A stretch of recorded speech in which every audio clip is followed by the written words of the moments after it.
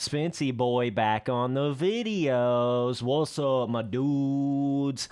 We got us a spicy one today. So, I'm not going to come out and just say this is fully official because I don't really know for sure. That's not even really the point of the video, but we're just going to be talking about this whole Chase Sexton potentially going to KTM in 2024. Apparently, there's like this supposedly could be, okay, this multi-year deal with KTM for 2024 and beyond. I know we've been talking about this.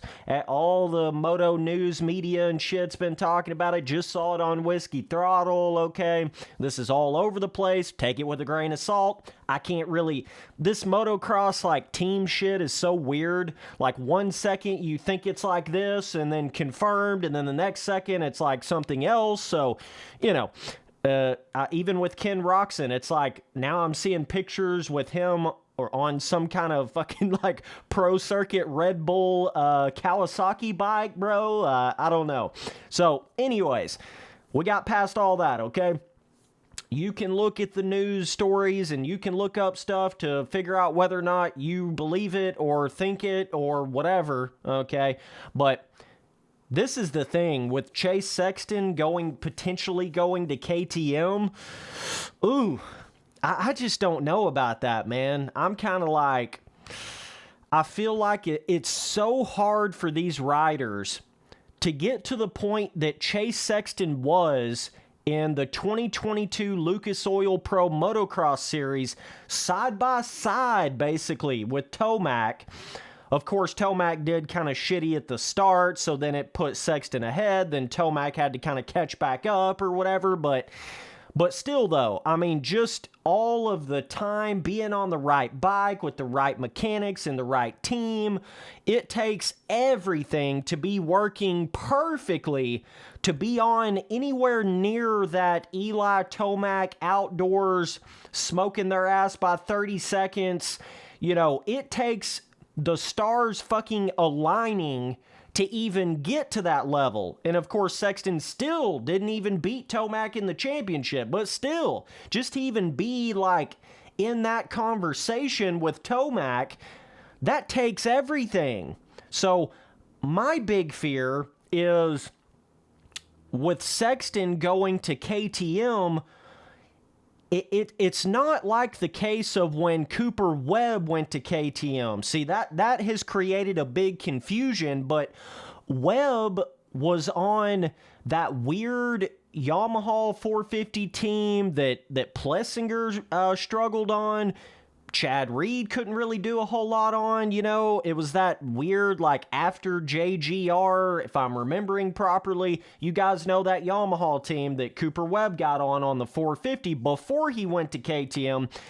He just did not look like the same Cooper Webb that we come to know and love on the 250, right? It wasn't like how Star Yamaha has the 450 team going now. It was like some weird shit that nobody, that team that, you know, I think Josh Grant was on for a minute. I can't remember exactly, but it was like the factory in-house Yamaha team, right? But Cooper Webb couldn't figure out how to do anything on it.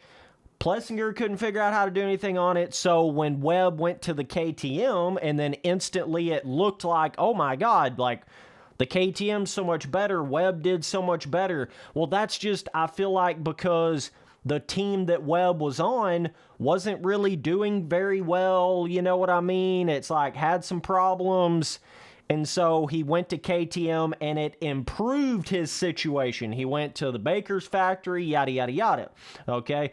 That's quite the different situation than what Chase Sexton is going through. Sexton is like, he's just now got himself worked up. He got better and better on that Honda, HRC Honda, better and better. Finally got himself worked up to the point he had a bunch of good Supercross races, you know, a bunch of them where he got close to winning.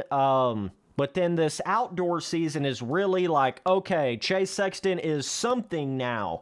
You know what I'm saying? He finally got himself worked up to that point on the Honda. So for him to then leave all of that and go to KTM, I don't know if that's going to pay dividends. I don't think it's going to instantly pay dividends. Like, I don't think there's any way that Chase Sexton can go from how good he did on this Honda in outdoors, being right there with Tomac, and then go to a completely different team like KTM at this point that didn't really do too hot. You know, Dungey was like the retired guy that was retired for like 5 years. You do realize he was like leading the flagship for the KTM team in this whole outdoor series. And he was getting like fourths and fifths. So for Chase Sexton to go from that Honda that he's competing with Tomac on to go to that KTM that, you know, is not really doing that hot right now. I mean, let's just keep it real. In the pro racing, Webb struggling, you know what I'm saying? Didn't do as good in Supercross as we were kind of expecting. I mean, there's a lot of things going on here, but I'm just saying, I'm not saying that Sexton couldn't like go to KTM and be there for a few years and then figure it out and then get back to the level he was on the Honda. That's certainly possible, but to just go straight to KTM and be just as good as he was on that Honda or better, I think that's impossible. I think that's literally impossible. Then that's just my opinion. I mean, I don't know. I mean, I know all these guys have to rotate and change teams and, you know, go different places, but like, here's the other thing you have to think of.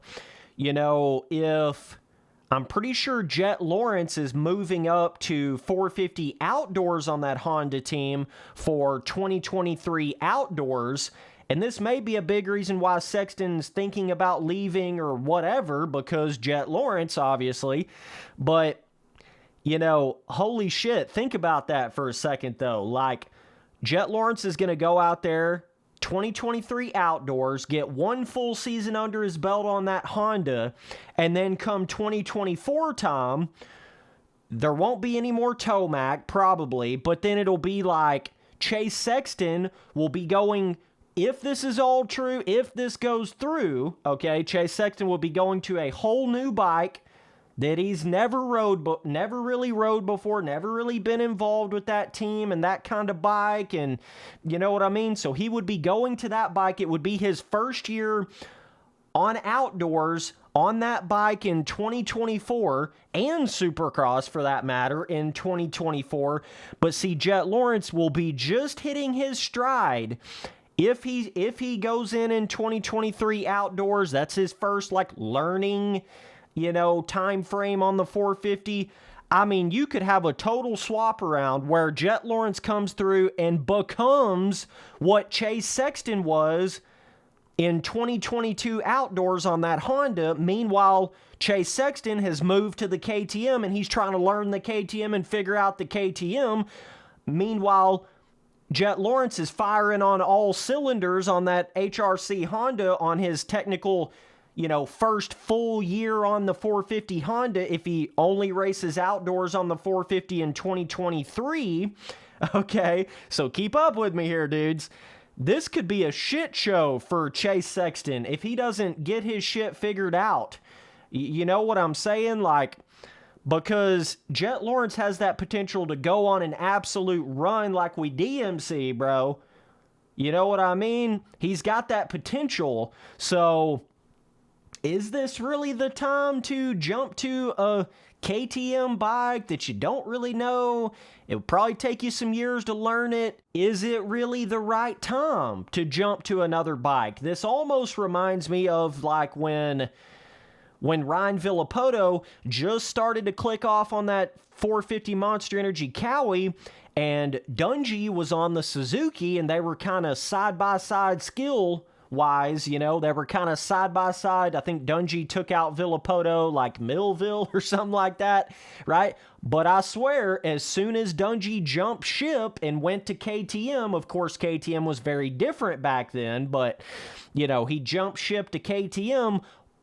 Meanwhile, while Villopoto was just starting to hit his stride on that Monster Energy Cowie, and then you saw the 4 Supercross in a row championships for Villopoto, and Dungey going from winning the Supercross championship on that Suzuki to no championships on the KTM until after Villopoto had retired.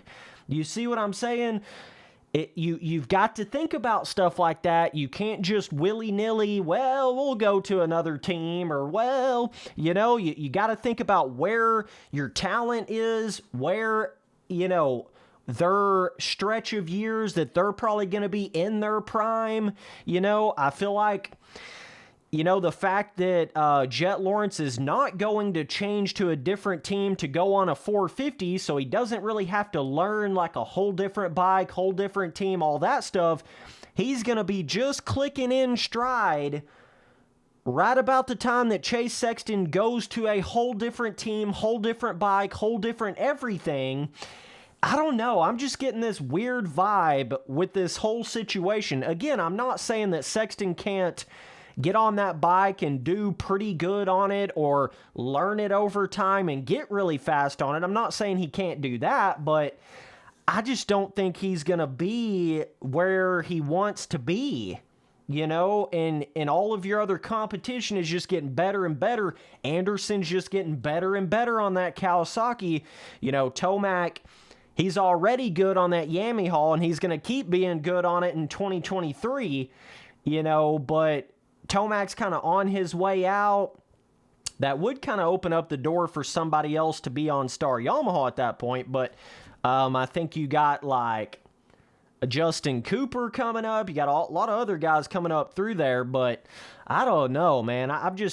It's like I haven't really seen the KTMs doing all that great, except when Cooper Webb has won his Supercross titles, but they've kind of been, one 450 Supercross title here, and then comes back and he's not really himself, and then he wins it the next year, 2 years after, and then he comes back the year after that and doesn't really defend the title.